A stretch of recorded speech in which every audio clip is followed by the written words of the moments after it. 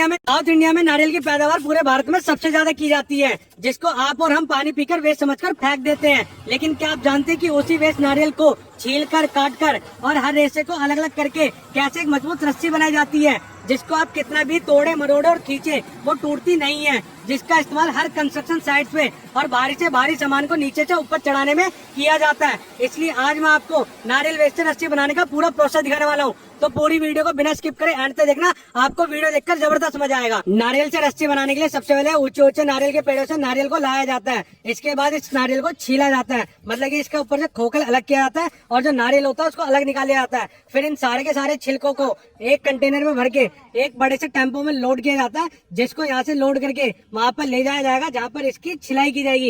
ये देखिए सारे के सारे अपने जितने भी नारियल के छिलके अपने सारे इकट्ठे होके आ चुके हैं। फिर इसको ट्रैक्टर ट्रॉली की सहायता से एक बड़े से कंटेनर के अंदर डाला जाएगा जहाँ पे इसकी कटाई की जाएगी। अभी जितना भी अपना नारियल का छिलका है बहुत मोटा होता है, तो इसको थोड़ा सा काटा जाता है। नारियल के जितने भी छिलके थे अपने छोटे छोटे पीसेस में कट के आगे जाते जा रहे हैं कन्वेयर बेल्ट की सहायता से। सारा अपना नारियल जितना भी होता है अगली मशीन में गिरता है, जहाँ पे इस नारियल के छिलकों का रेशा तैयार किया जाता है। अभी ये रेशा बहुत पतला होता है, अभी इसकी सफाई भी की जाती है। ये देखिए आगे कन्वेयर बेल्ट की सहायता से नीचे गिरता जा रहा है। अब आप सोचेंगे ये तो गंदा होगा, इसमें मिट्टी होगी, तो उस मिट्टी को साफ करने के लिए इसके ऊपर पानी का छिड़काव किया जाता है और इसको 2 से 3 दिन सूखने के लिए छोड़ दिया जाता है, जिससे अपनी जितनी मिट्टी होती है वो नीचे निकल जाती है और ऊपर अपना नारियल का रेशा रह जाता है। फिर इस नारियल के रेशे को अगली मशीन में डाला जाता है, जहाँ पे इसको फिर से प्रोसेस किया जाएगा। अभी अपना नारियल का रेशा थोड़ा सा गीला होता है तो इसको सुखाया जाता है। ये अपना एक ब्लोअर मशीन होती है जहाँ पे गर्म हवा आती है, जिसकी सहायता से लगातार यहाँ पे नारियल का रेशा अपना सूखता रहता है। फिर ये अगली छन्नी की मशीन के अंदर जाता है, जहाँ पे इस रेशे को अलग अलग किया जाता है। ये एक तरह की बहुत बड़ी छन्नी होती है जहाँ से अपना रेशा सारा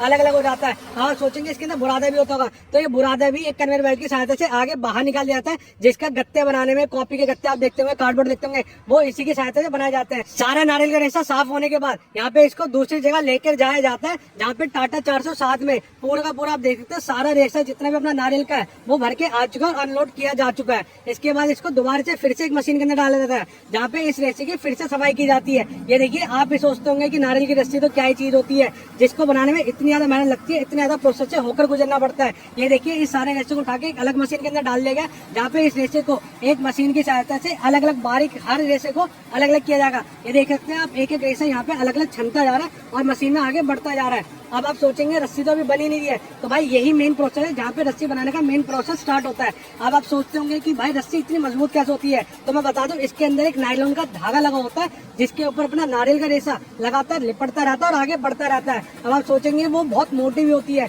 तो आप चाहे जितना चाहे उसको उतना मोटा बना सकते हैं।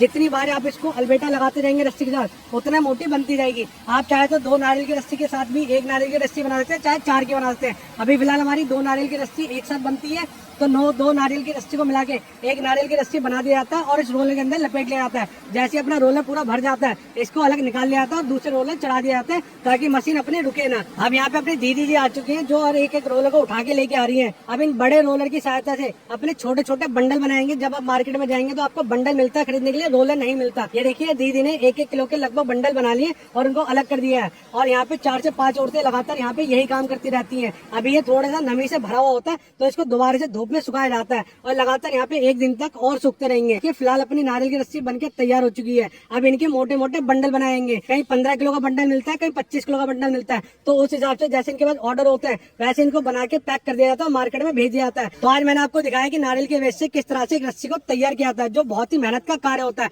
आई होप आपको ये प्रोसेस देख के मजा आया होगा। मजा आया तो इस वीडियो को लाइक करें।